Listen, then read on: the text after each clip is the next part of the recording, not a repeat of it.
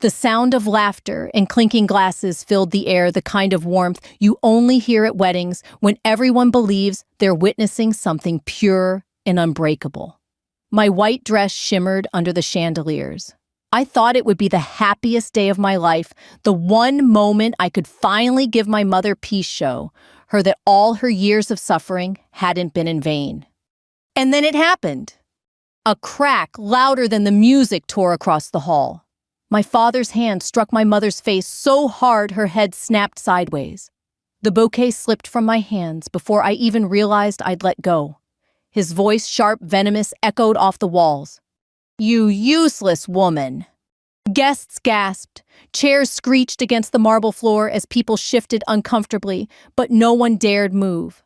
My relatives turned their eyes away, as if shame could be erased by pretending it wasn't there. My mother stood frozen, one hand trembling against her cheek, her eyes wet but silent. I felt something inside me break. The laughter, the music, the carefully chosen flowers, everything dissolved into that single moment of violence. For years, I had watched him do this behind closed doors, in the kitchen, in the living room, when he thought no one else was looking. But this was in front of God, family, friends, in front of me on my wedding day. The microphone in my hand suddenly weighed 1,000 pounds. My throat tightened. My chest burned. I looked at my mother, small, fragile, in her pale blue dress, and I thought of every time she whispered, "It's okay, honey. Don't upset your father. Let's just keep the peace." There was no peace now. I bent down, slowly placed the bouquet on the ground as if I were laying flowers at a grave, then straightened my back. The hall had gone silent. Even the band stopped mid-note. All eyes were on me, the bride, the daughter of the man who had just humiliated the very woman who raised me. For a split second, I thought I saw fear flicker in his eyes when I stepped forward. But then, his sneer returned. He raised his chin and muttered, "What you going to defend her now? Like always." His words hit me harder than the slap he'd given my mother. Because he was right. I had defended her since I was a child, but never like this. Never with the strength I had now. I gripped the microphone tighter. My knuckles whitened as I turned toward the crowd, my heart pounding so loud I swore the speakers picked it up. The words trembled on my lips, but I knew once they came out, nothing in this family, nothing in my life would ever be the same again.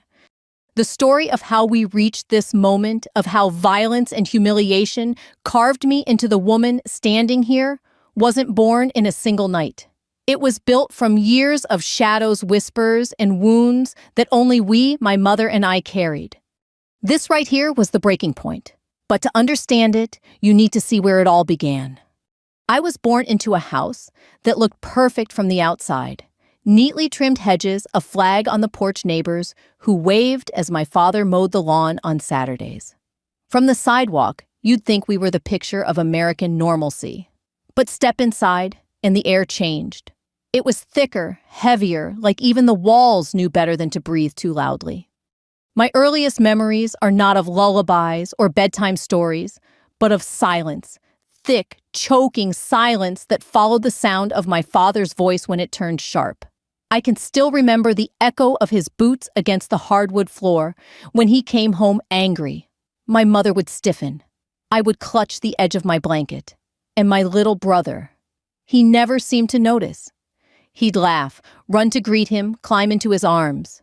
My father's eyes would soften only for him. For me, there was nothing but contempt.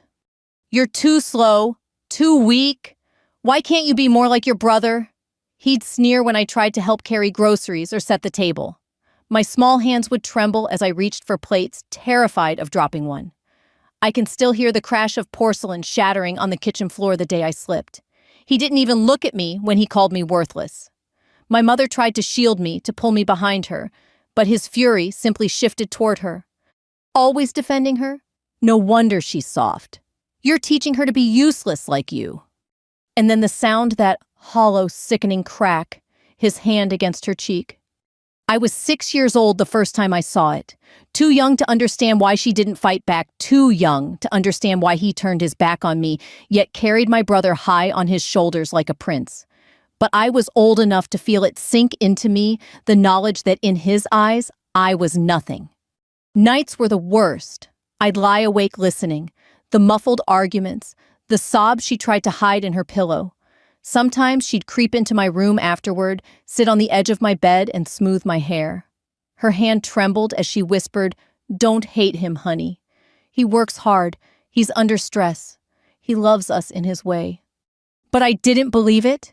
Even then, I knew what love should feel like, and whatever he gave us wasn't love.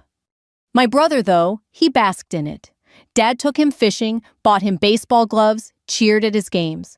When I asked once why he never came to watch me in choir, he laughed. Who cares about singing? That's for girls who'll end up doing nothing with their lives. It stung, but it was more than an insult. It was a pattern.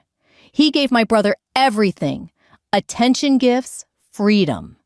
And with every gift, my brother drifted further from empathy. He grew into a boy who shrugged at Mom's tears, who rolled his eyes when I tried to stand up for her. "Just let it go," he'd say. "Dad's right anyway. You're too sensitive."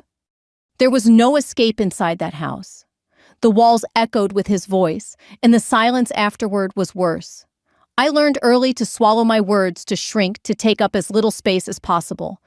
But the thing about children who are silenced is that silence hardens into something else. By the time I was 12, I started running not from the house, but into the night. Sneakers pounding the pavement lungs, burning the wind in my ears, drowning out everything else. Each run was a rebellion, a tiny declaration that I existed beyond his scorn. By 16, I was stronger, faster. When he called me useless, I clenched my fists and thought, one day, I'll prove you wrong. And my mother, dear God, my mother, she bore the brunt of everything. The bruises hidden under long sleeves, the practiced smile she wore at family gatherings. She always tried to protect me, but I could see her spirit bending, folding under his weight. She believed her suffering was the price of keeping us together, of giving me and my brother some semblance of stability. I wanted to tell her she was wrong, that staying wasn't saving us, it was drowning us. But I never said it. Instead, I promised myself I'd find a way out. Not just for me, but for her. Every insult carved me sharper. Every slap I witnessed lit a fire in me. And while my father thought he was crushing me, what he didn't see was that he was forging something stronger. That seed of defiance, watered with every tear I saw my mother shed, was growing. And one day, it would bloom not as anger, but as justice. Because even as a child, deep down, I knew this. There would come a day when the silence ended. And when it did, he would hear my voice. By the time I turned 18, the house had become a cage I couldn't breathe in.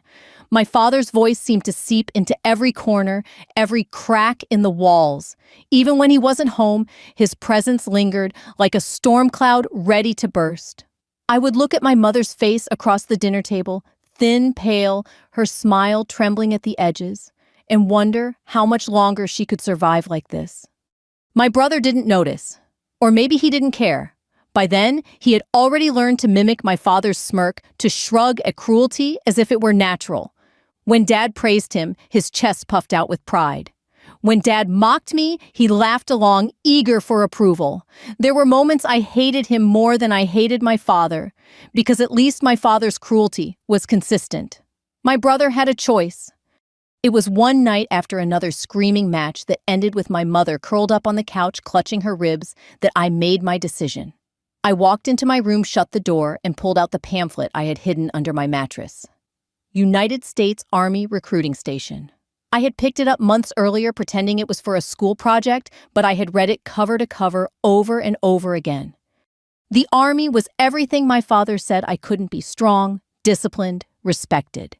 If he thought I was worthless, I would prove my worth where it couldn't be denied.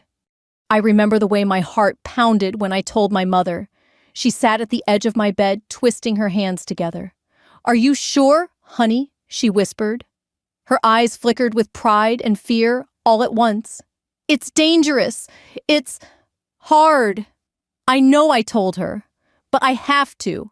I can't stay here. And maybe if I show him I can be something, he'll... I didn't finish. Because even as I said it, I knew better. My father would never see me for who I was. But my mother's eyes softened, and she nodded. Then do it. For you. Telling my father was a different story. I can still hear the way his laugh filled the kitchen when I told him I had enlisted. A soldier, he barked. You don't make me laugh. You'll wash out in a week. You'll be back here crying for me to bail you out. I won't, I said quietly. He slammed his hand on the table. Don't you dare talk back to me. You think wearing a uniform will make you somebody. You'll always be nothing. Do you hear me? Nothing. But I walked out the door the next morning anyway. Basic training was hell. My body ached in places I didn't know existed. My lungs screamed during runs, my arms shook during push-ups, and my ears rang with the bark of drill sergeants. But with every obstacle, I heard my father's voice in my head, mocking, belittling, and it only pushed me harder. I ran farther. I lifted heavier. I fought through the pain because pain was nothing new. The day I graduated standing in uniform with my boots polished and my name stitched above my heart, I felt taller than I ever had in my life. My mother sat in the stands, tears streaming down her face, clapping until her hands were red. My father didn't bother to come. Neither did my brother. But for the first time, I didn't care. The army became my refuge. I found strength I didn't know I had, discipline that steadied me, a family of brothers and sisters who didn't care where I came from or what my father thought of me. When I wore that uniform, I wasn't useless. I was a soldier. But no matter how far I ran, the shadows of home followed me. Late at night, lying in the barracks, I would see my mother's bruised face. I would hear her voice gentle, even in pain. Don't upset him. Let's just keep the peace. And I knew she was still there, still enduring, still sacrificing herself for the family that never deserved her. Letters from home told me little. My brother boasted about college, about dad buying him a car, about vacations. My mother's letters were short, careful, always insisting she was fine. I read between the lines. I knew she wasn't fine. I knew she was surviving, not living. Every promotion, every medal I earned, I wished I could hand it to her. See, Mom, we are not what he says we are. We are strong. We are worthy. But I also knew this, no matter what I accomplished, my father's scorn would never end. And the day would come when I could no longer ignore it. I just didn't know then that the reckoning would arrive at my wedding in front of everyone. By the time I returned home on leave, I was no longer the timid girl who cowered in the corner of her bedroom. The army had carved me into steel. My stride was firm, my back straight, my uniform, carrying a weight of respect I had never felt under my father's roof. Yet the moment I crossed the threshold, the house felt unchanged. The same stale air, the same heavy silence after his voice filled the rooms. It didn't take long for me to notice what had always been hidden in plain sight. A phone call cut short when I walked into the kitchen. The faint scent of cologne on his jacket, one my mother never wore. The way he disappeared on weekends claiming business meetings while Mom stayed home alone. I caught him once late at night in the garage. His voice was low, hushed, but sharp enough for me to catch fragments. She'll never leave. Useless. I don't care what she thinks. And then a laugh, softer than the ones he used with us, almost tender. It made me sick. The truth settled in me like poison. He had a woman on the side. While my mother broke her back to hold our family together, while she wore long sleeves in summer to hide his handprints, he found tenderness elsewhere. And worse, he used his bitterness toward Mom and me as fuel to excuse his betrayal. When I confronted him, I didn't shout. I didn't scream. I just asked, "Who is she?" His face darkened, then split into that familiar sneer. "Careful, soldier." He spat the word like it was filth. "You think a uniform gives you the right to question me? You're still just a girl. And don't you forget, this is my house." My mother rushed in, wringing her hands, begging, "Please, please, let's not fight." She always thought peace could be bought with silence. But I was done being silent. "You're humiliating her," I said, my voice steady. "You've been humiliating her for years. And me." His hand twitched like it wanted to rise, But for the first time in my life, he hesitated. Maybe it was the uniform. Maybe it was the look in my eyes. But the hesitation lasted only a second before his voice exploded. "Don't act like you're better than me. You're nothing. You'll always be nothing. Even your little army can't change that." Behind him, I saw my brother leaning against the doorway, arms crossed, smirking. He didn't defend me. He didn't defend our mother. He just watched amused, soaking in the poison, like it was his birthright. That moment burned into me. It wasn't just my father anymore. It was the son he had molded, the reflection of his cruelty, standing there like an heir to a throne of arrogance. The days that followed blurred into patterns I knew too well. My mother's whispers in the kitchen, "Don't push him. Don't provoke him." My father's jabs at the dinner table sharper with each drink. My brother's indifference. And then came the words that nearly broke me. One evening after another, tirade, my father turned to me and said in front of my mother, "If I had to choose, I'd keep your brother. You? I should have never wasted a dime on you." My mother flinched, but she said nothing. She never said anything, and I swallowed the rage like molten metal searing every part of me. That night, I sat awake in my old room staring at the ceiling, fists clenched. I thought about the girl I used to be, the one who hid under blankets, the one who prayed for silence. She was gone. In her place was a soldier, and soldiers didn't run from battles. I promised myself that if he ever crossed one final line, if he ever laid hands on my mother in front of others, if he dared to humiliate her where the world could see, I would end it. Not with fists, not with screams, but with the full weight of the justice I had earned the right to carry. I didn't know then how soon that moment would come. It wouldn't happen in a kitchen or in a garage or in the suffocating dark of our living room. It would happen under chandeliers, in front of flowers and vows, on the day that was supposed to mark the start of my new life. It would happen at my wedding. The morning of my wedding should have been a new beginning. The sun spilled gold through the windows, warming the lace of my dress as I stood before the mirror. My mother's hands trembled as she pinned the last curl of my hair. She looked radiant in her pale blue gown, though her eyes carried years of sleepless nights. "You look beautiful," she whispered, her voice soft, as if afraid to break the moment. I took her hand and squeezed it. "So do you, Mom." For a second, I let myself believe the day might erase the shadows that clung to us. Guests filled the church hall. Laughter, perfume, and the sound of polished shoes echoed against marble. My heart pounded with anticipation, not just for the vows I would make, but for the hope that maybe, just maybe, my father would manage one day without cruelty. But hope was fragile, and in my family it never lasted long. The ceremony had barely begun. I stood beside my groom bouquet, trembling in my hands, when I heard the sharp intake of breath behind me. I turned just in time to see at the back of my father's hand, connecting with my mother's face. The crack echoed through the hall like a gunshot. "You useless woman!" His voice thundered above the music, above the gasps. My mother staggered, clutching her cheek. Guests froze their eyes wide, caught between horror and fear. Some whispered, some looked away, unwilling to face the ugliness laid bare before them. For a heartbeat, I couldn't move. The bouquet slipped from my fingers and landed softly on the carpet, a cruel mockery of the flowers that were supposed to symbolize love. Time slowed. I saw my mother's face, pale and trembling. I saw my father's sneer, drunk on control. I saw my relatives shifting, uncomfortably desperate to pretend nothing had happened. And I felt the years crash back into me, the insults, the silence, the bruises hidden under sleeves.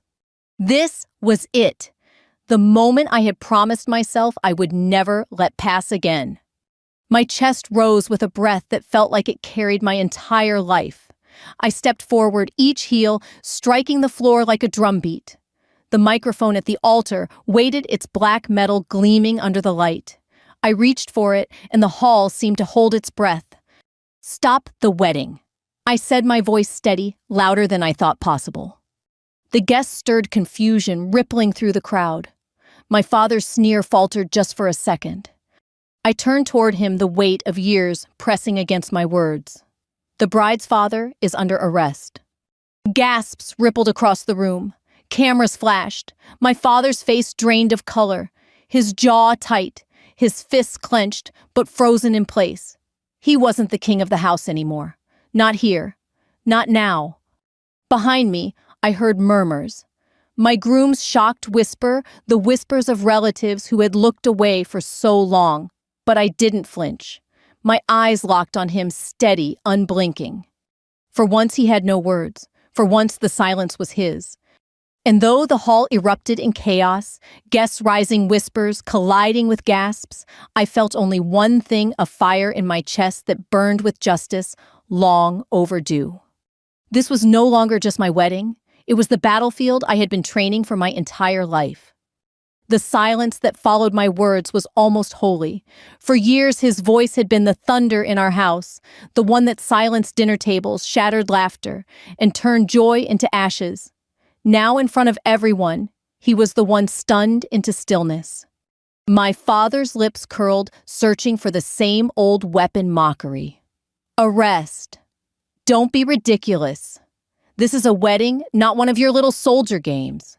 He laughed short and sharp, but it trembled at the edges. I didn't flinch. Slowly, I reached to the side of my gown and drew out what I had concealed beneath its silk folds, the badge pinned inside gleaming under the lights. A ripple ran through the guests. Gasps, whispers, the faint click of someone's phone camera. This isn't a game, I said, my voice cutting through the chaos. You assaulted my mother in front of 200 witnesses. You've assaulted her for years. Today, it ends. His face paled. For the first time, I saw fear under his mask of dominance. He opened his mouth, closed it, then turned to the crowd, as if expecting them to side with him. But no one moved. No one dared. Behind me, my groom placed a hand on my shoulder. His voice was low but firm. Do what you have to do. That strength steadied me. I lifted my hand, signaling to the officers I had asked to be nearby. 2 figures in uniform stepped forward from the back of the hall. The scrape of their boots on marble rang out like a verdict. Sir, put your hands behind your back, one of them ordered. The hall erupted. Guests stood, whispering fiercely, cameras flashing. Some covered their mouths in shock. Others nodded quietly, relief etched on their faces, as though they had known this was long overdue. My father's bravado cracked.